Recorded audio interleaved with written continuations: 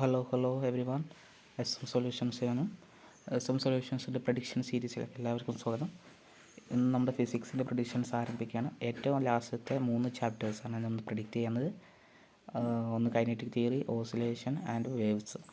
Kinetic തിയറിൽ important ആയിട്ട് പഠിക്കാനുള്ളതാണ്. പ്രഡിക്ഷൻസിൽ ഉറപ്പായി വരാൻ സാധ്യതയുള്ള ഒരു ക്വസ്റ്റ്യനാണ് പോസ്റ്റുലേറ്റ്സ്. ഒരു ഗ്യാസ് മോളിക്യൂളിൻ്റെ പോസ്റ്റുലേറ്റ്സ് ഇവിടെ കൊടുത്തു. അതിലൊരു 3 പോസ്റ്റുലേറ്റ്സ് എങ്കിലും നിങ്ങൾ പഠിക്കും. 4 പഠിച്ചാൽ പെർഫെക്റ്റ് ആവും. 4 പോസ്റ്റുലേറ്റ്സും ഇവിടെ കൊടുത്തിട്ടുണ്ട്, അത് പഠിച്ചു പോകുക. രണ്ടാമത്തത് kinetic energy of gas molecule, അതിൻ്റെ ഡെറിവേഷൻസും കാര്യങ്ങളൊക്കെ ഒന്ന് പഠിച്ചു നോക്കുക, ഒന്ന് പോയിട്ട് നോക്കുക. അത് ഇമ്പോർട്ടൻ്റ് ആയിട്ടുള്ളതാണ്. അടുത്തതാണ് പഠിക്കാനുള്ളത്, ഇവിടെ കൊടുത്തിട്ടുണ്ട് ലോ ഓഫ് ഇക്വിപാർഷൻ ഓഫ് എനർജി. ഇത് നിർബന്ധമായും പഠിച്ചു പോകുക കേട്ടോ. അടുത്തത് ഓസിലേഷൻ എന്ന ചാപ്റ്ററിലാണ്. ഓസിലേഷനിൽ എന്താണ് നോൺ പീരിയോഡിക് മോഷൻ എന്നും പീരിയോഡിക് മോഷൻ എന്താണോ അതിനൊക്കെ എക്സാമ്പിളൊക്കെ ഒന്ന് പഠിച്ചു പോകുക. ഓസിലേറ്ററി മോഷൻ അതിൻ്റെ എക്സാമ്പിൾ.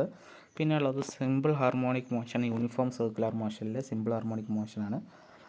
അതിൻ്റെ ഗ്രാഫും കാര്യങ്ങളൊക്കെ പോസ്റ്റുലേറ്റ്സൊക്കെ ഇവിടെ കൊടുത്തിട്ടുണ്ട് എന്താണെന്നൊക്കെ. പിന്നെ പഠിക്കാനുള്ളത് സിമ്പിൾ പെൻഡുലമാണ്. ഇത്രയും കാര്യങ്ങൾ ഇതിൽ നിന്ന് പഠിച്ചാൽ മതി. ഇതാണ് ഇതിൽ നിന്ന് ഇമ്പോർട്ടൻ്റായി പഠിക്കാനുള്ള പ്രഡിക്ഷൻസ് മാത്രമാണ്. ബാക്കി ഒരുപാട് കാര്യങ്ങളുണ്ട്, അതൊക്കെ നിങ്ങൾ ഇതിനോടൊപ്പം നോക്കുക. പിന്നെ കുറച്ച് കാര്യങ്ങളും കൂടി കൊടുക്കുന്നുണ്ട്. എന്താണത്,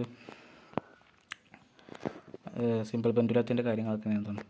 അടുത്ത period of oscillation of simple പെൻഡുലൻ്റെയും കാര്യങ്ങളും ഇവിടെ പഠിക്കാൻ ഏതുണ്ട്, എന്ത് ഡെറിവേഷൻസ് ഒക്കെ ഉണ്ട്, അത് പഠിക്കുക. അടുത്ത ലാസ്റ്റ് ചാപ്റ്റർ വേവ്സ് ആണ്. വേവ്സിൻ്റെ ഒന്നാമത്തെ പഠിക്കുന്നത് ട്രാൻസ്വേഴ്സ് വേവ് എന്താണ്, അതിൻ്റെ കാര്യങ്ങൾ പഠിക്കുക. ലോഞ്ചിറ്റ്യൂഡിനൽ വേവ് എന്താണ്, അതിൻ്റെ കാര്യങ്ങൾ പഠിക്കുക. അങ്ങനെയൊക്കെ ഓരോരോ എക്സാമ്പിൾസ് പഠിക്കുക. Displacement relation in progress wave, അതിൻ്റെ വേരിയേഷൻസ് ഉണ്ട്, കാര്യങ്ങൾ കുറച്ചുണ്ട്, അത് പഠിക്കുക. പിന്നെ modes of vibration stretched string clamped both ends, രണ്ട് സൈഡും ക്ലോസ്ഡ് ആയിട്ടുള്ളതിനെ അതിൻ്റെ എന്താണ് മോഡ്സ് കാണാൻ, അത് പഠിച്ചു പോകാം.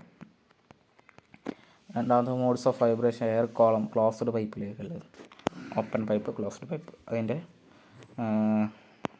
3 ഡെറിവേഷൻസ് എല്ലാം അതിൻ്റെ മോഡ്സ് പഠിച്ചു പോകും.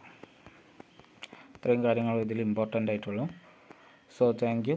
ഇത് മാത്രം പഠിച്ചു പോകാതെ എല്ലാം ഒന്ന് പഠിച്ചു പോകുക. ഇത് ഈ ചാപ്റ്ററിലെ മോസ്റ്റ് ഇമ്പോർട്ടൻ്റ് ആണ്. ഇത് ചോദിക്കാത്ത പരീക്ഷകൾ ഉണ്ടാവില്ല, അതുകൊണ്ടാണ് ഇത് പ്രഡിക്ഷൻസ് ആയിട്ട് വരുന്നത്.